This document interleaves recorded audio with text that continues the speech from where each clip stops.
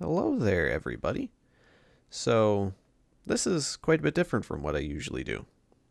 What I usually do is I will have my live stream, I'll download the video on demand, or VOD we call it, and I'll edit that down into a highlight video that I upload onto YouTube. I'm working on a couple of those at the moment, but for a variety of reasons, I'm not streaming today. But like I do a lot of the times, I'll be practicing my any percent run for Breath of the Wild and locally record off stream just in case something cool happens. Well, something really cool happened. I got a new personal best. And not only did I get a new personal best, I cut my time down by 6 minutes and put myself into the top 50 in the world. And so I wanted to share that accomplishment with everybody. But having just the plain video would have been a little boring. And so I figured it would be more fun if I were to do some post-commentary about what's going on, what's going through my head, while I retime, just to make sure that everything is up to spec, and I have accurate splits to compare against when I come back to this. So, if you do not know the Breath of the Wild any percent run, the basic premise is what we want to do is just go to Hyrule Castle and beat Ganon as quickly as possible. And for all Breath of the Wild runs, because of the way the game is coded, you need to get off of the plateau. And in order to get off the plateau, all you need to do is get the paraglider. So for the first 19 minutes of this run, that's what I'm doing. It's not dissimilar at all to anything that any other runner is doing, or anything that you can do in your own casual file. What is different is how we go between each of the shrines. So what you saw me do there is, with a particular spot that I look at, I clipped through the wall in the Shrine of Resurrection, which skips not one but 2 cutscenes that saves a total of about 2 minutes just from skipping those cutscenes. In addition to that, not watching the cutscene where Link looks out over the vast area of Hyrule, the day-night cycle and the weather cycle do not start. So the game, while I'm playing through it, is locked permanently at 5:15 a.m. until I go back to the Shrine of Resurrection, which I have no reason to, obviously. We're going to be stuck at 5:15 a.m. But the first 2 minutes of this game, all that we do, we listen to Zelda wake us up, we hear what the Sheikah Slate does, and we go to pick up 2 of the most important items that we will have for the entirety of this run, which would be the Potlid Shield and the Woodcutter's Axe. Between the 2 of those, they will get us all the way through the Great Plateau. So for Great Plateau any percent, you will not pick up another shield, you will not pick up another weapon besides a bow, which is what we're doing.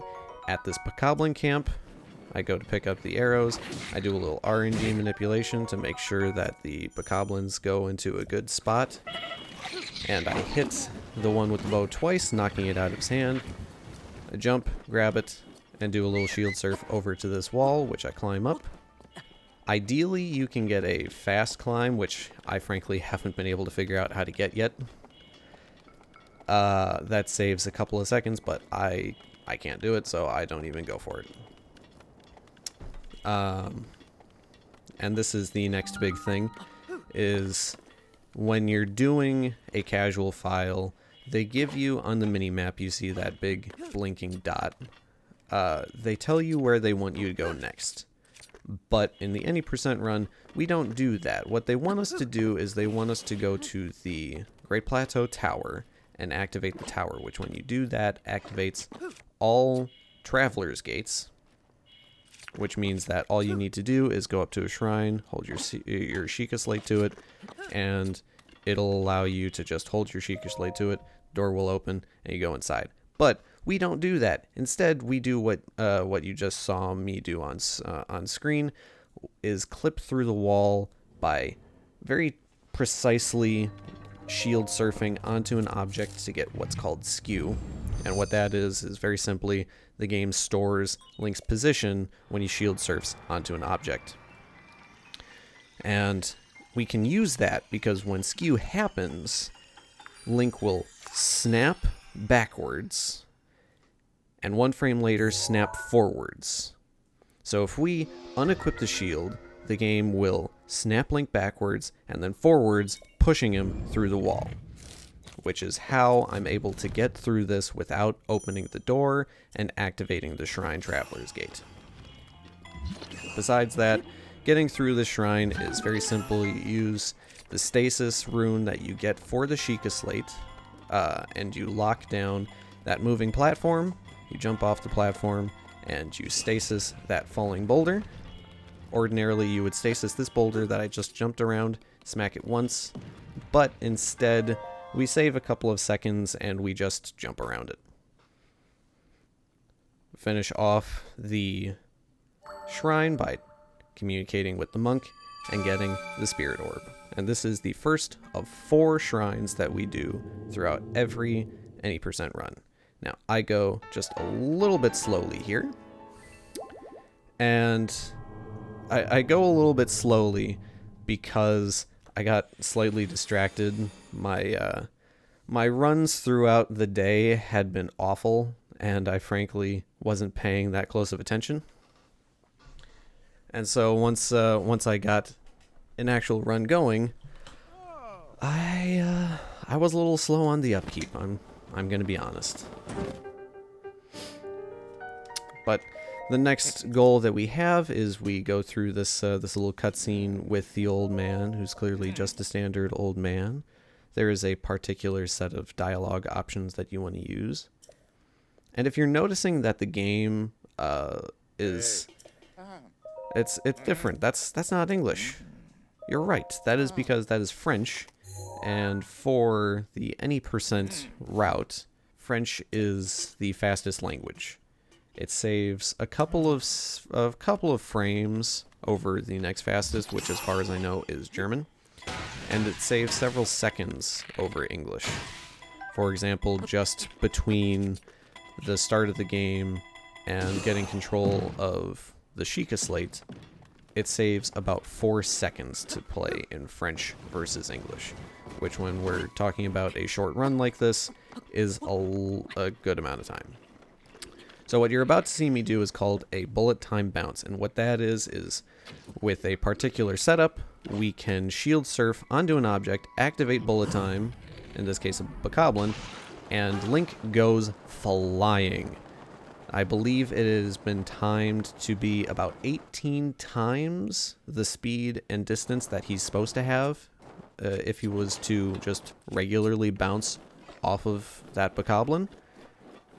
There are a bunch of different setups and a bunch of different places, but the any percent BTBs have been pretty well optimized. There's still room for improvement and ways that they can be better. There's, on this particular one, what's called a god angle, which is when you launch off of that off of the bokoblin that you saw me bounce off of, about 3 or 4 frames after it notices you. But the safest way to do it is just what I did, which is bounce off of him without him noticing.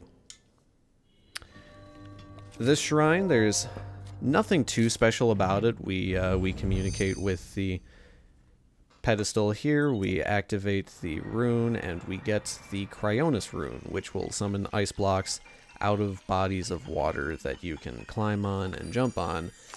And we use it specifically 3 times in this entire run. And all 3 times are inside of the Cryonis shrine where we get it.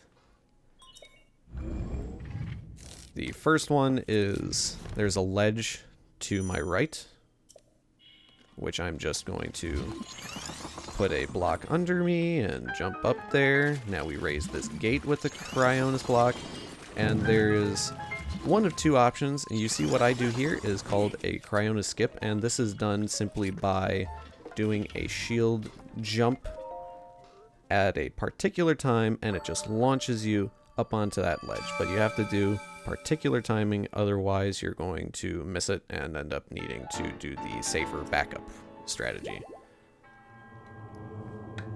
It saves all total, I haven't been able to quantify it, but it's somewhere between 4 and 7 seconds.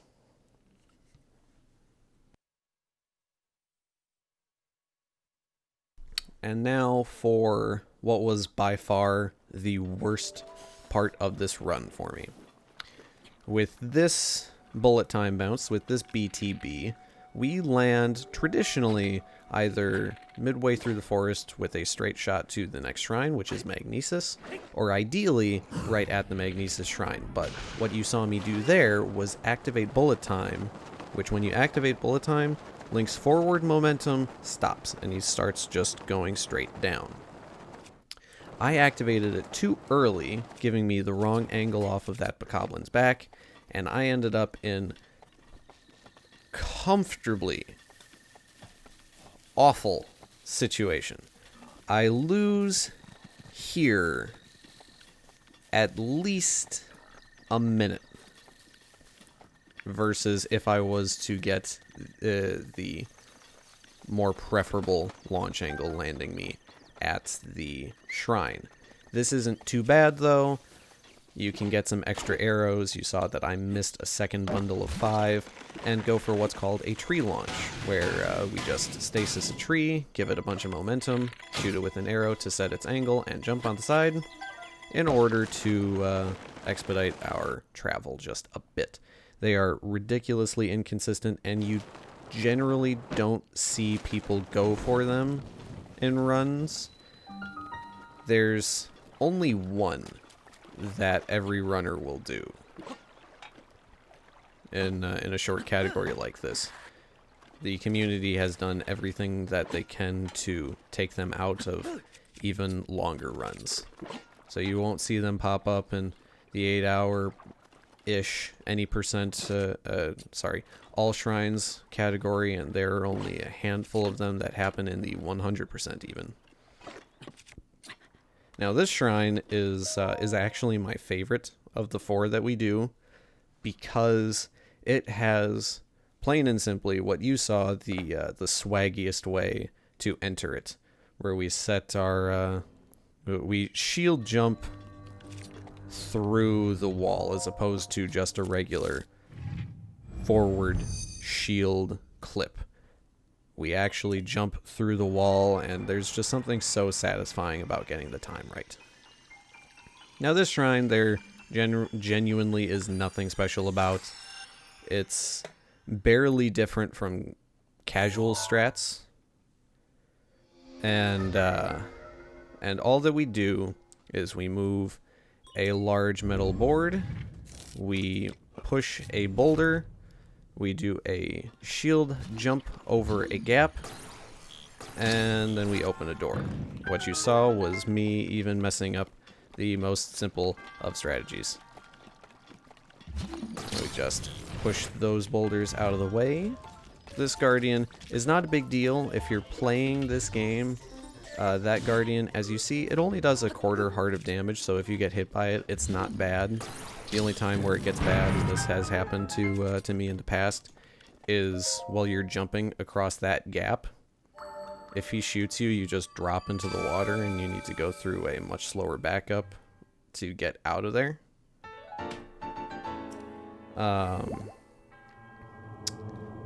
But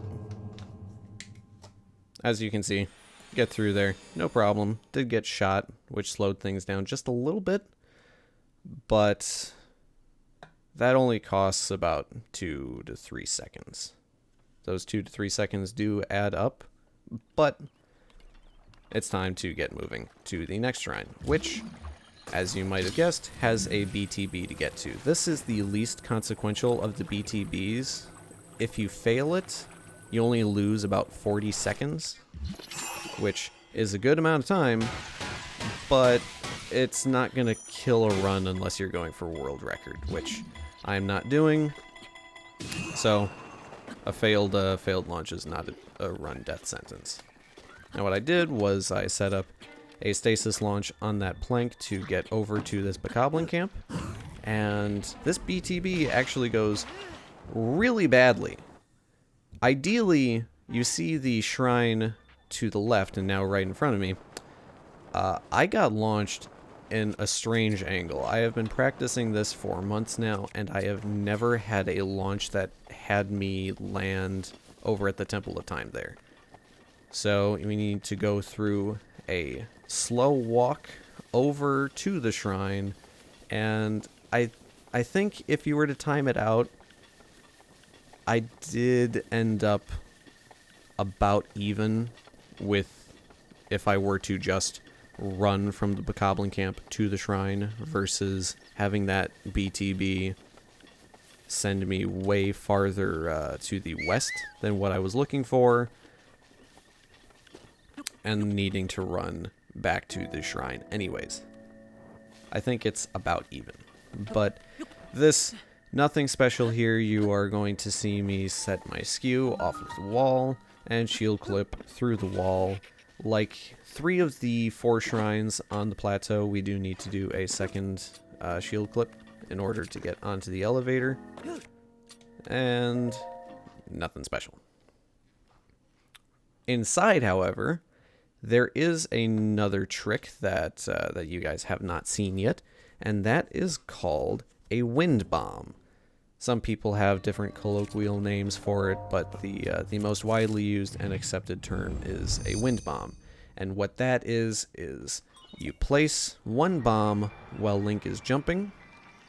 You enter bullet time just by tapping the bow button, not by trying to actually bring out the bow to shoot an arrow, but just bring out the bow. Quickly place a second bomb. Go back to the first bomb and detonate that one while in bullet time. That will propel the second bomb into Link, pushing him at incredible speeds and heights. So before, this shrine was a little slow, and you see I failed the first one there. I'm not entirely sure why. I'll have to talk to one of my speedrunning friends about that, but it looked like either a lag stop or a dead angle. And what a lag stop is if you go too quickly, the game kind of freaks out a little bit, and it just stops your momentum flat. And a dead angle is, there are just certain angles where the square bomb, when it hits Link, it pushes him forward a little bit, and then he just drops to the ground. Wish we had a better explanation for it, but we really don't, and it's just one of those things that we have to deal with as speedrunners.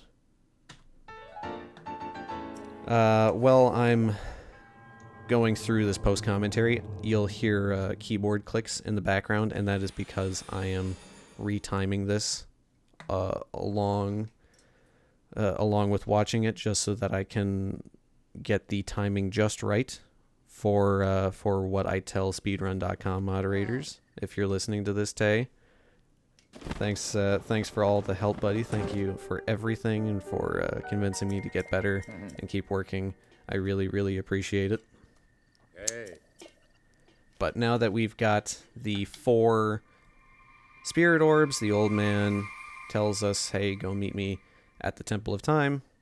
And so what I try doing here is I try setting up a wind bomb that you'll see works, sort of.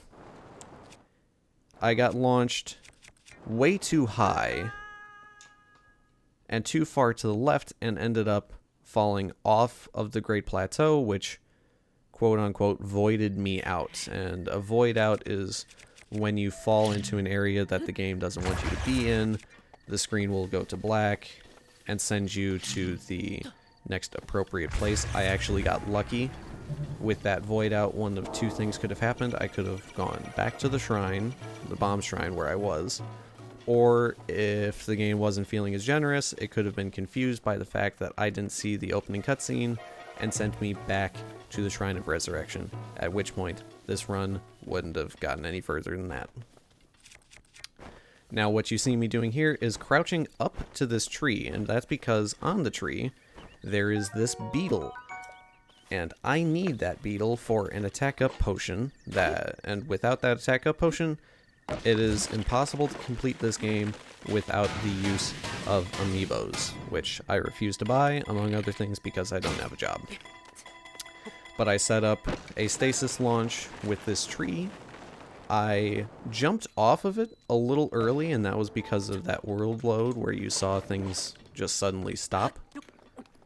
I panicked a bit and bailed out just a hair early, which almost killed the run. As you saw, I landed right on the edge of a hole in the ceiling, but it worked out. So we go here, we get the paraglider, and with the paraglider now, we can get off of the plateau, and you will see one of the coolest BTBs in this speedrun, if not the coolest. The setup is really particular, and what we're going to do is, you see that broken window in front of me? I'm going to jump out of that onto a Bokoblin's head and go all the way to Hyrule Castle. These swings are all for timing and for setting Link's placement. We jump out, and I bounce off of his arm, specifically. And you see the height that I have, the speed that I have.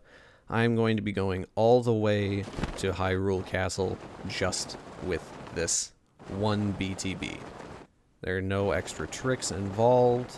It's just once you get the placement and you get the timing right, which getting the timing right is finicky.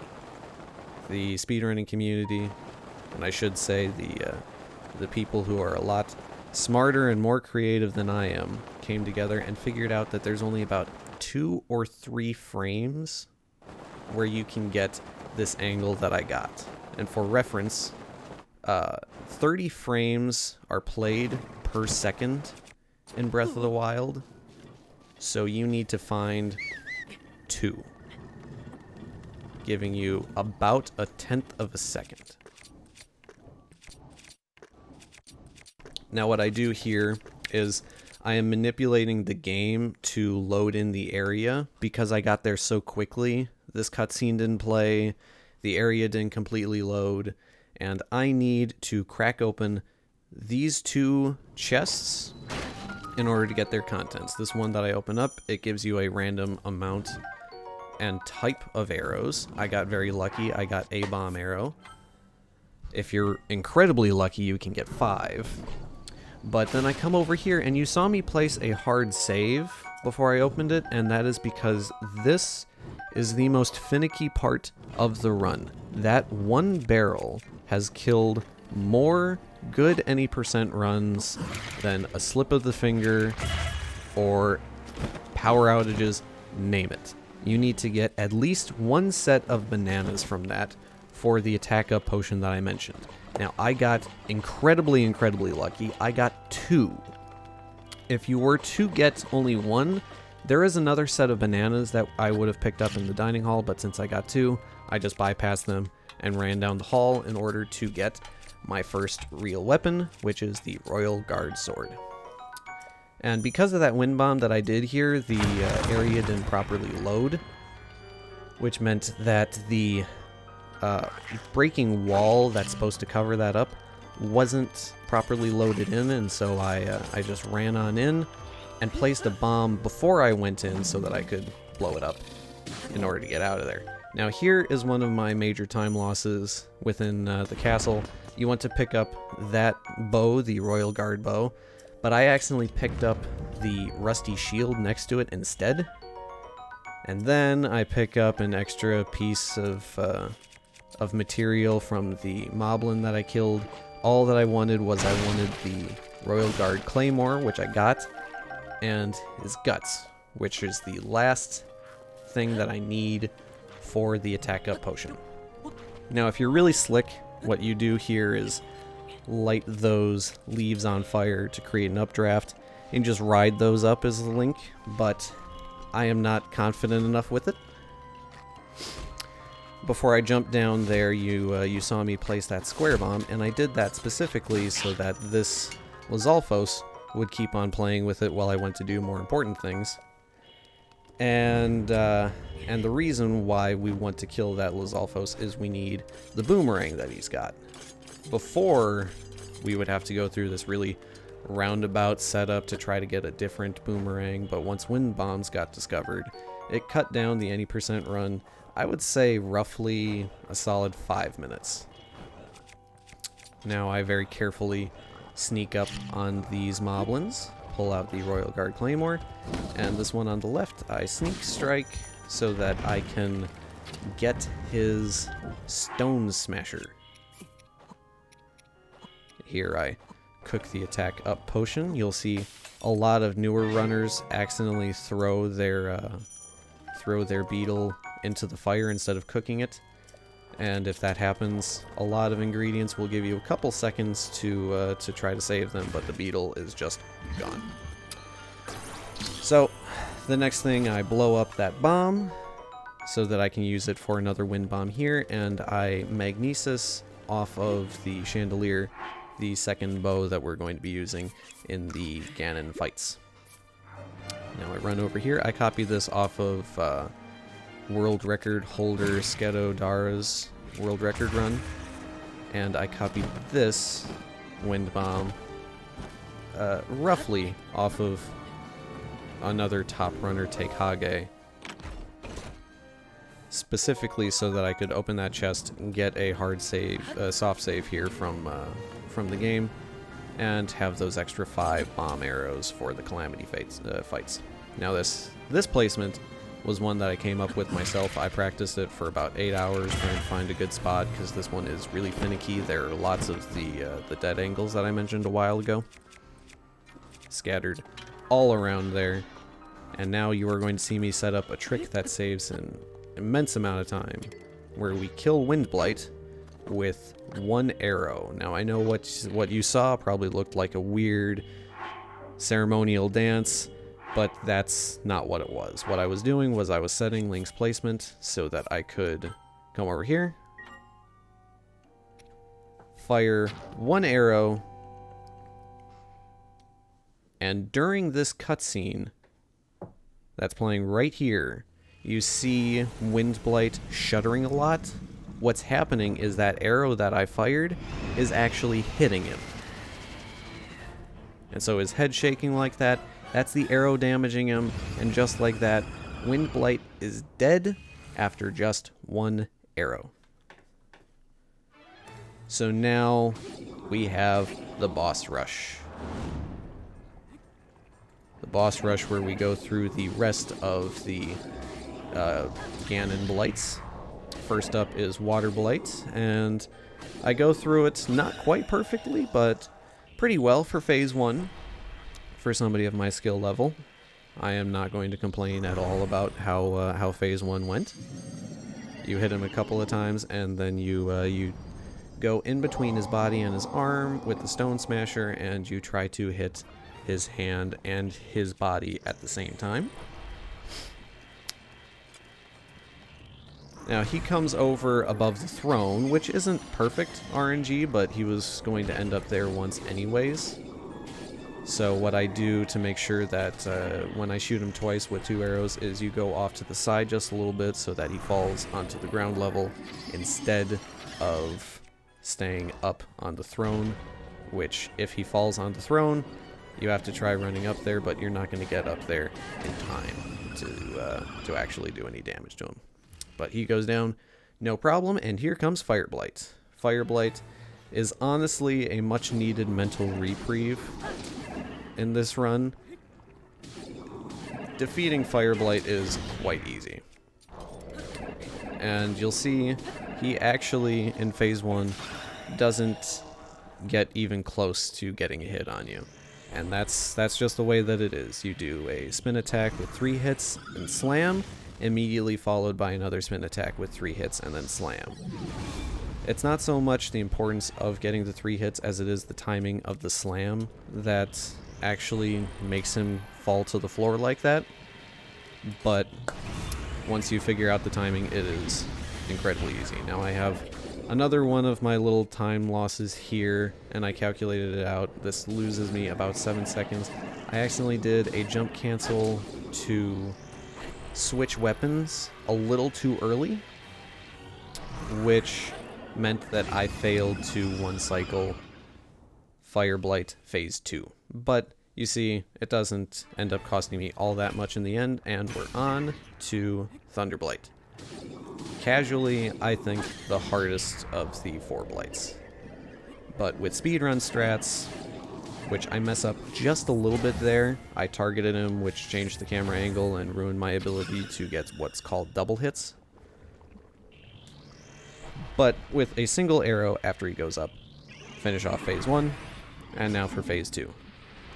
And Phase 2 is actually, I think, if you do the strategy right, easier than Fire Blight Phase 1. So what we do, we take out the boomerang, we wait for all of these pillars to fall, we throw the boomerang, break the shield, shoot him once with an arrow, run over, pick up the boomerang, hit him 4 times. On that 4th time, one of 2 things will happen. 1, you'll instantly break his shield, or he'll fly up to the sky. If he flies up to the sky, you just dodge his thunderbolt, you shoot him with 1 arrow, drop to the ground, and do the 4 hits again. At that point, you will just instantly break his shield. Now it is time for Calamity. The first thing you want to do is you want to use your one-handed weapon, which for me is the Lizal Boomerang. Get a Flurry Rush, with which the first one I failed, just mistimed the dodge button click, and I'm going to tell you right now it's because I was nervous. I knew what my time was, and it freaked me out a little bit. I threw the boomerang after the Flurry Rush specifically because I want to have no sword equipped once I run to the side, so I can pick up that other one-handed weapon. And I need that one-handed weapon because we're not going to be able to finish him off with just arrows, because as you can see here, my aim at times is pretty bad. It got better from what you just saw, but that was a pretty rough start. Now he goes to the wall. Once he goes to the wall, you need to knock him down, and in order to do that, 3 shots with an elemental arrow to his body will knock him off the wall, or 2 shots with a bomb arrow. If your aim is good, you get a headshot on him while he's on the wall with a bomb arrow. 1 headshot will also drop him off the wall. But now we're just firing arrows, doing our best to hit him in the head. And I save the last 2 bomb arrows that I have specifically in case he goes back up to the wall. If he goes up to the wall, having 2 bomb arrows on hand just makes it that much easier to negotiate him off of the wall. After that, it's just about getting good shots, and this is exactly why you save those 2 arrows. You get him off the wall, 1 headshot, 1 more body shot, and we're on to Phase 2. Phase 2 is not free. It is, I think, easier than Phase 1, but the first obstacle that you have, you need to parry a laser. And as you saw, I didn't fail, but I mistimed it and kept the laser from killing me, but I did not deflect it back into him to drop his shield. While that shield is up, you can't do any damage to him. He is invulnerable. So after that, what you saw, I did a little RNG manipulation, so I ran closer into him to make him want to do a regular attack. Once that regular attack was going, I ran away to manipulate him to use his laser. Then I get nice and close, time the parry down, get 3 shots in with the one-handed weapon, and run in between his legs here.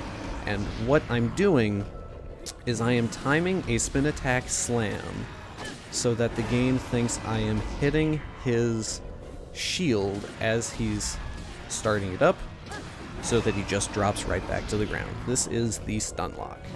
And the timing for it is, if you watch that spear on the right side, you want to slam the ground just about a second after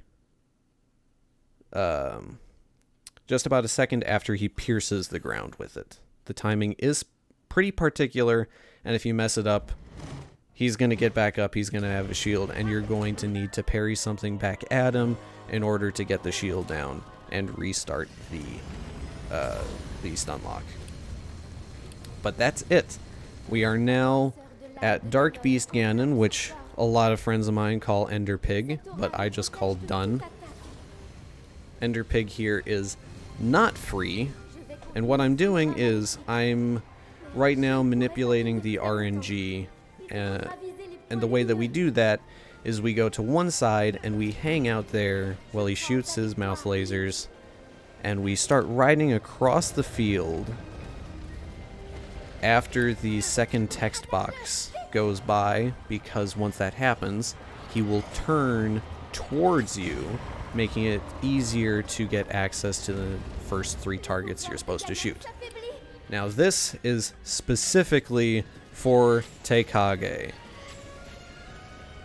He does that during some of his runs, and I do that for a little homage. I do it wrong though, and I'm at the wrong side of the pig, and he turns the wrong direction, meaning I need to lose just a little bit of time riding over there. I don't think in the end it ends up costing anything, because the timing is going to be about the same for when those targets pop up. I ride back, shoot that thick booty.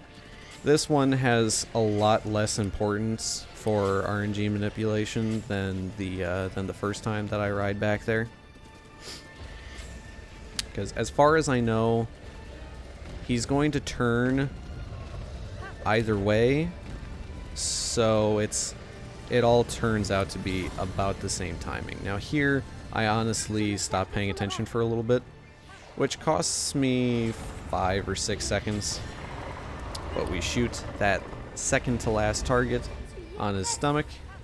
We ride out to the front of his head, and timing stops the moment this arrow makes contact with the big glowing eye. I take 1 extra capture just to remember the moment, because as you see on screen, I improved my best time by 6 minutes.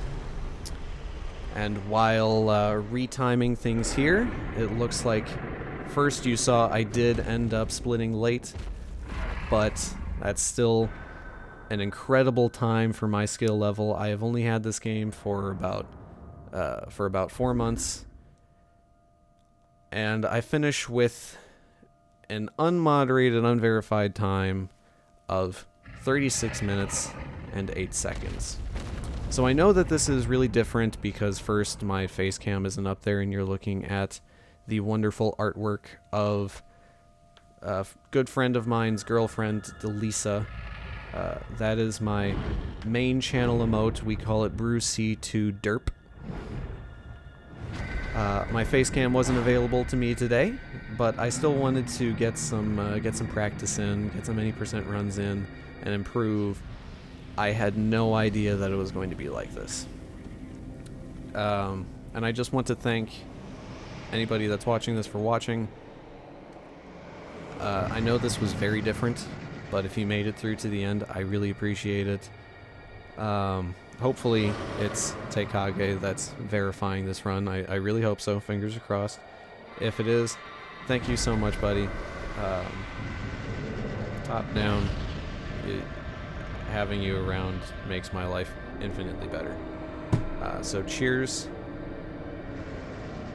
I'm going to get on with the rest of my day.